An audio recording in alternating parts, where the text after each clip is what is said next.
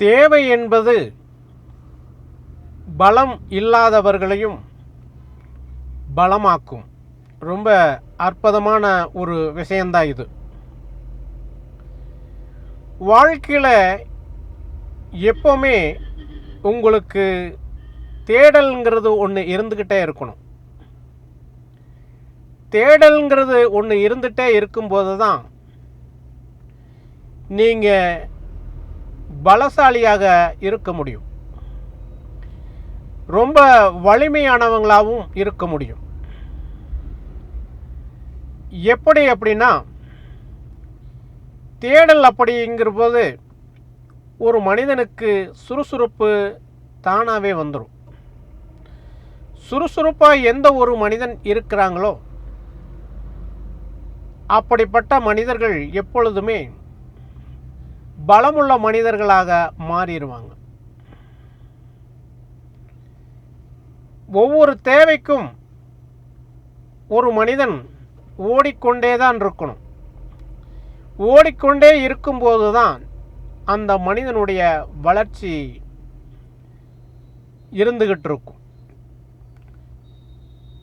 தேவை இல்லைங்கிற போது அந்த மனிதனுக்கு வளர்ச்சிங்கிறது இருக்காது. தேவைங்கிறது ஒவ்வொரு மனிதனுக்கும் இருக்கணும். அப்படி இருக்கும்போது தான் தேடல்ங்கிறது ஒரு விஷயம் மனிதனுக்குள்ள பிறக்குது. மனிதன் எப்பொழுதுமே வாழ்க்கையில் பலம் வாய்ந்தவங்களாக இருக்கணும் அப்படின்னா தேடல் இருந்துக்கிட்டே இருக்கணும். தேடல் இருக்கும்போது தன்னுடைய தேவைகள் அனைத்தையும் தானே பூர்த்தி செய்துக்க முடியும். அது மட்டுமல்லாமல் மற்றவர்களுக்கும் உறுதுணையாக இருப்பதற்கு தேடுதல் என்பது ஒவ்வொரு மனிதனுக்கும் இருக்க வேண்டும். வாழ்க்கைங்கிற அடிப்படை தத்துவத்தில் ஒவ்வொரு மனிதனும் சாதனை படைக்க வேண்டும் என்றால் ஒவ்வொரு மனிதனுக்கும் தேடல் என்ற எண்ணம் இருக்க வேண்டும்.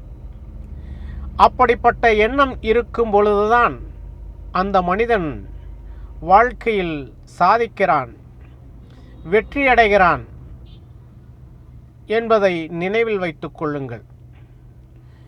வாழ்க்கை என்ற சக்கரத்தில் ஒவ்வொரு மனிதனும் தேடல் என்ற ஒரு விஷயம் இருக்கும்போது மட்டும்தான் ஓடிக்கொண்டே இருக்க முடியும்.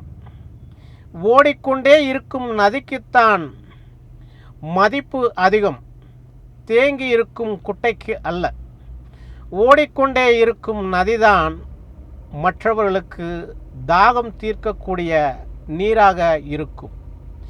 தேங்கி இருக்கும் குட்டையால் பிறருடைய தாகத்தை தீர்க்க முடியாது. ஆகையால் ஒவ்வொரு மனிதனும் தேவை என்ற விஷயத்தை உருவாக்கி கொண்டால் ஒவ்வொரு மனிதனுக்கும் பலம் என்று ஒன்று வந்து விடுகிறது. பலம் இருந்தால் எந்த ஒரு விஷயத்தையும் சாதாரணமாக செய்ய முடியும்.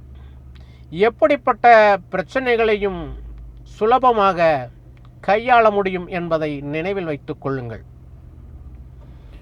வாழ்க்கை என்பது ஒரு அற்புதமான ஒரு பசுமையான ஒரு சோலை போன்றது. பசுமையான சோலை எப்பொழுதுமே நிலையாக இருக்க வேண்டும் என்றால் அதற்கு மழை வேண்டும். மழை இருந்தால் மட்டுமே அந்த பசுமையான சோலை எப்பொழுதுமே கண்ணுக்கு விருந்தாக இருக்கும். அப்படித்தான் மனிதனுடைய வாழ்க்கையும். தேடல் என்பது இருந்தால் மட்டுமே அவனுடைய வாழ்க்கை பசுமையாக இருக்கும். தேடல் இல்லாவிட்டால் அவனுடைய வாழ்க்கை பசுமையாக இருக்காது. ஏன் மனிதன் மனிதனாக இருக்க முடியாது? தேடல் இருக்கும்போது மட்டுமே ஒரு மனிதன் மகத்தான சாதனைகளை செய்ய முடியும் என்பதுதான் உண்மை. சாதனை என்பது தேடல்களால் வருவதுதான். அந்த தேடல்களை எப்பொழுதும் சிறப்பான தேடல்களாக நீங்கள் தேர்ந்தெடுக்க வேண்டும். சிறப்பான